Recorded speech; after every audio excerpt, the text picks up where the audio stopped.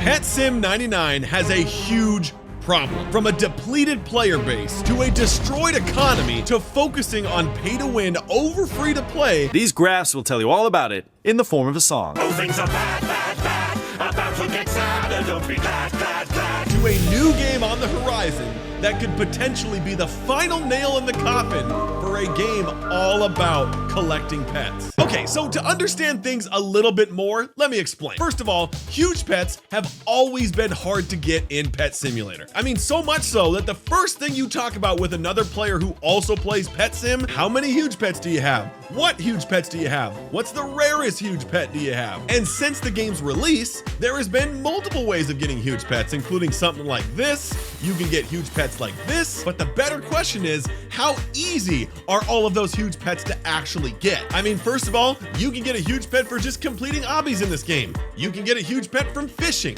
You can get a huge pet just by digging holes. And of course, the most obvious way to get huge pets in this game is either trading for it or buying one yourself with gems in the trading plaza. And here's the thing, gamers, for months, huge pets have stayed pretty steady in price. I mean, for the longest time, we were concerned with, are they gonna be deflated? Are they gonna be inflated? And after every single update, that's what the player base was worried about, is what was gonna happen to the huge pet economy. And of course, minus a couple of lame updates, Pet Simulator 99 has been pretty consistent on how much huge pets have cost. Then the RNG update came out, and we all know what happened there. It completely flipped everything on its head. Look at him go. Hurts where you just... Oh! Oh my God! By allowing literally anybody, brand new players, to come out there, get themselves some huge pets, and have a full team of huge pets before even starting the real game. Seriously though, there were people that have never played Pet Simulator 99 before. They played the RNG update, got a full team of 99 huges, then they went and started out playing the game. In my time playing Pet Sim 99, I have never gotten more comments about all of you hatching huge pets and getting a bunch of huge pets than I did during the RNG update. It was absolutely wild. And here's the thing, huge pets are dope. It's the main reason that we play this game. But when the thing you're always striving for gets easier and easier, your desire for that thing becomes less and less, which, like the saying goes, people want what they can't have. That all you got? And when they have it, it's not as cool anymore. And here's the weird thing about Pet Sim 99. One, if you give us a whole bunch of huges, everyone is gonna get mad on Twitter, on Discord, on whatever, and complain about how bad the economy is. But if you don't give the player base a bunch of huge pets, then they complain about not getting enough huge pets. So obviously, this argument is caught between a rock and a hard place. We have gotten to the point where huges are cheaper than ever. The price is really low. I love it.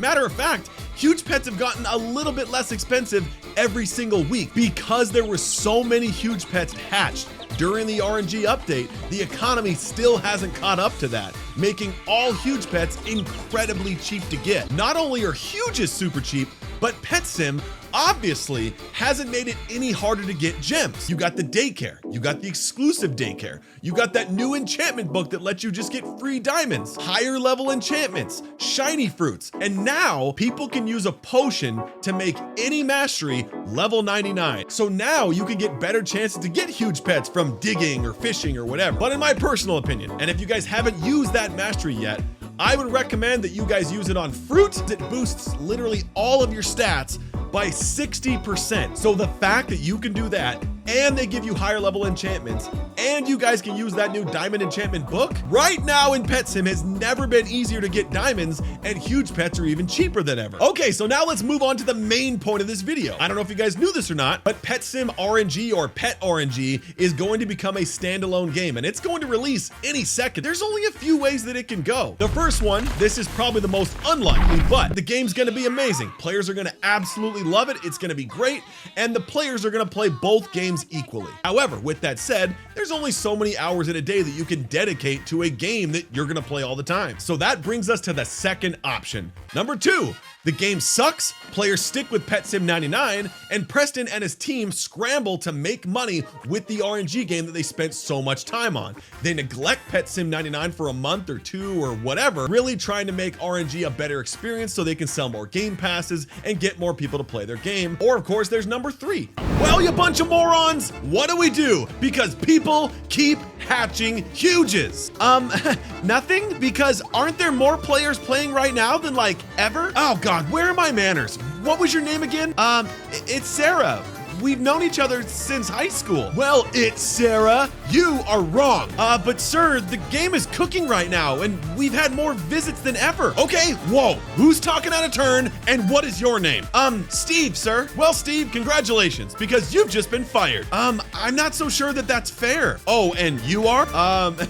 Jim? Nope. Wrong answer. It was Jim. Now it's fire. And it allows players to transfer pets between the two games. And assuming the huges are just as easy as they were during the RNG update, the trade market inside of Pet Sim 99 begins to get even crazier, making pets easier, cheaper, and effectively lowering the want to get all of those hard to get huge pets. Now, if that happened, that would pretty much lead to the end of Pet Sim 99 as we know it.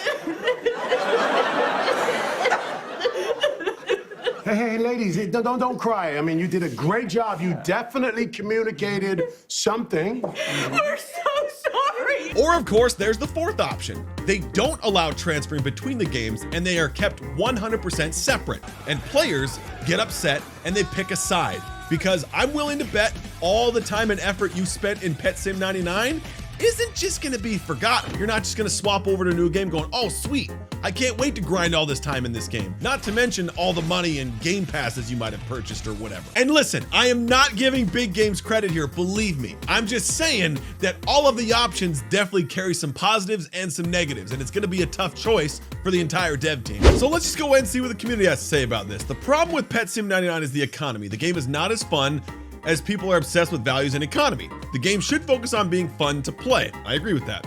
Sitting AFK on 10 accounts is more like a chore than a job than anything fun. I also agree with that. What kid is going to find that fun? The game is played by mainly adults now and is marketed towards them. Cross-training and applying real-life value to pets has ruined the experience for the average player/kid. Big games have allowed this by selling overpriced merch, not tackling scammers, and now adults suffer from sunk cost fallacy and can't quit. Basically what he's saying here is they've spent a lot of money and they can't stop playing the game because they've spent so much money. It's also no surprise that huges aren't worth much anymore. There are over 8 million of them already in the game. Capricorn TMT, how many real players are playing, not including alts? RNG events would still have been good if there weren't so many alt accounts who get so many huges. And that's a fact. Therefore, huge prices have fallen. This guy says Blizzard never made Warcraft into a sequel because they would be literally competing with their own product. Standalone game is a dumb idea. And Joseph says what I pretty much think most of the community is thinking. The thing is, we have to keep in mind that Preston is mostly doing it for more money and not the PS99 economy. This person says, nah, we need this kind of deflation in real life. I agree with that. Preston is like Mr. Krabs. All he cares about is money. This dude says he got 32 huges during the RNG event. Mind you, everybody, that RNG event only went on for 2 weeks. So this dude got 32 huge pets in just 2 weeks in this game. This person says, here's the thing, unless we can transfer huges from the RNG game to the main game is just pointless. Huges will be 10 times easier to obtain and transfer over, so a separate game is not a good idea. And that's true, because if they're anything like they were during the RNG event, you're just gonna be able to get huges faster. So if you can transfer them to the main game, it's gonna make the economy even crazier. I like the first part of this guy's comment. I feel like there should be a transfer pets thing or just make an entirely new world that's a standalone RNG game. All huges are becoming super low, but the exclusive huge is still the same. I'm assuming he meant exclusive pets because that's true. All the exclusive pets stayed the exact same. They didn't really see an increase or decrease at all during the RNG event. And of course, gamers, we can go on and on reading comment after comment about some things saying, yes, it's a good idea, and some saying, no, it's a terrible idea. So here's my final thoughts on the entire situation. Basically, there is no right or wrong answer here. Either one, you're gonna make all the players upset by creating an RNG event and being able to transfer pets, or two, you're not gonna be able to transfer pets and you're just gonna make everybody mad anyway. And if you guys haven't seen the Preston diss track yet, click this video right here because, hey,